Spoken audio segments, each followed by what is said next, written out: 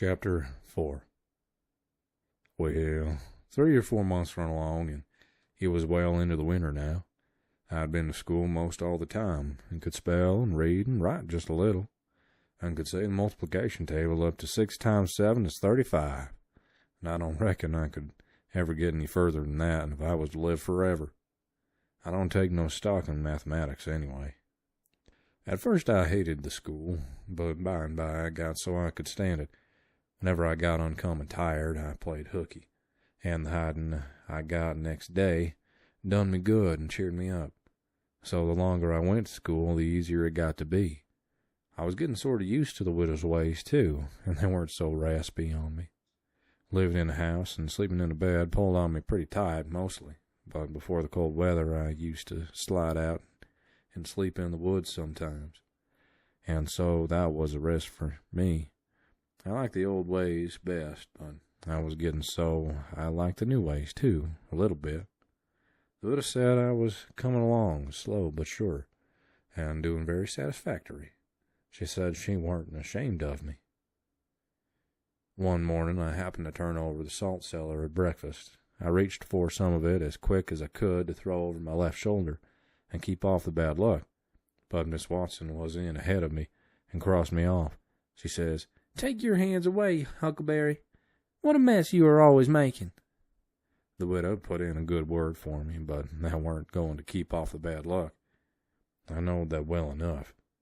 I started out, after breakfast, feeling worried and shaky and wondering where it was going to fall on me and what it was going to be. There's ways to keep off some kinds of bad luck, but this wasn't one of them kind. So I never tried to do anything, but just poked along, low-spirited and on the watch-out. I went down to the front garden and clumb over the stile where you go through the high board fence. There was an inch of new snow on the ground, and I seen somebody's tracks. They'd come up from the quarry and stood around the stile a while, and then went on around the garden fence. It was funny they hadn't come in.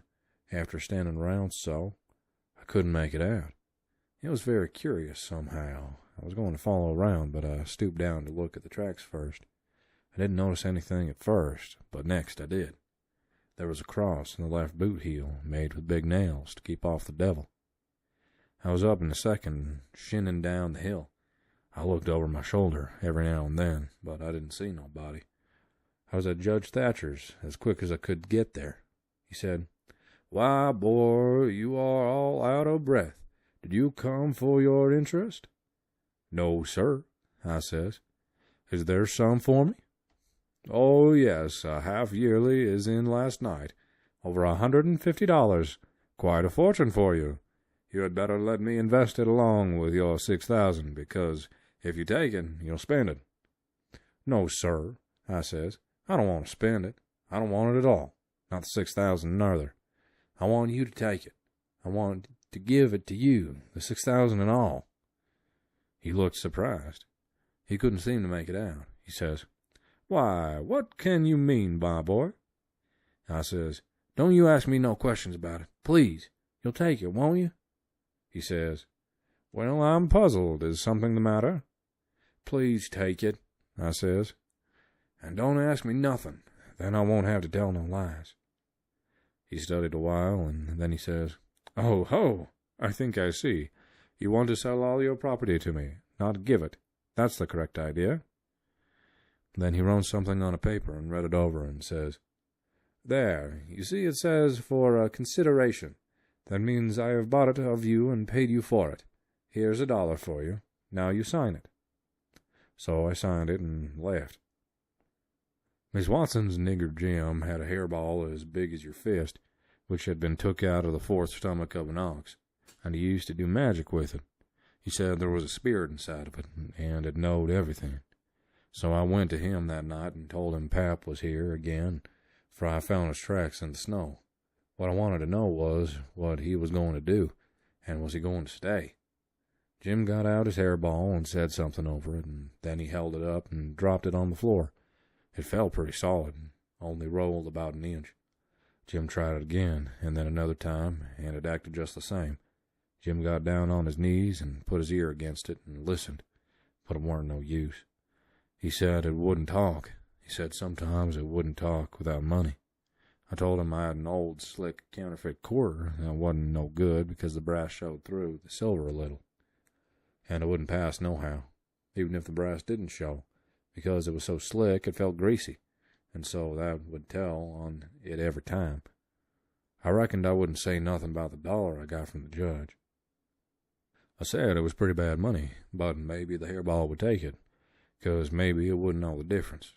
Jim smelt it and bit it and rubbed it and said he wouldn't manage so the hairball would think it was good.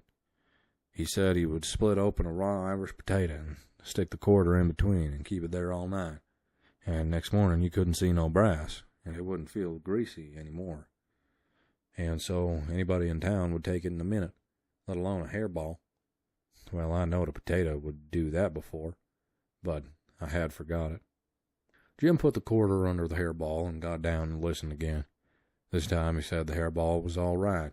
He said it would tell my whole fortune if I wanted it to. I says, go on. So the hairball talked to Jim, and Jim told it to me. He says, Yo, old father done know yet what he's going to do. Sometimes he expect he'll go away, and then again he expect he'll stay. The best way is to rest easy and let the old man take his own way. These two angels hovering round about him. One of 'em is white and shiny, and t'other one is black. The white one gets him to ride a little while, then the black one sail in and bust it all up. Body can't tell yet which one gwine to fetch him in the last, but you was all right.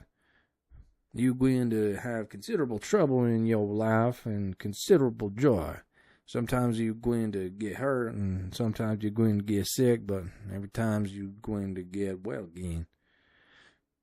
There's two gals flying about you in your life. One of 'em's light, and t'other one is dark. One is rich, and t'other is poor. You was going to marry that poor one first, and then the rich one by and by. He wants to keep away from the water as much as he can, and don't run no risk. Case it's down in the hills that you're going to get hung. When I lit my candle and went up to my room that night, there sat Pap, his own self,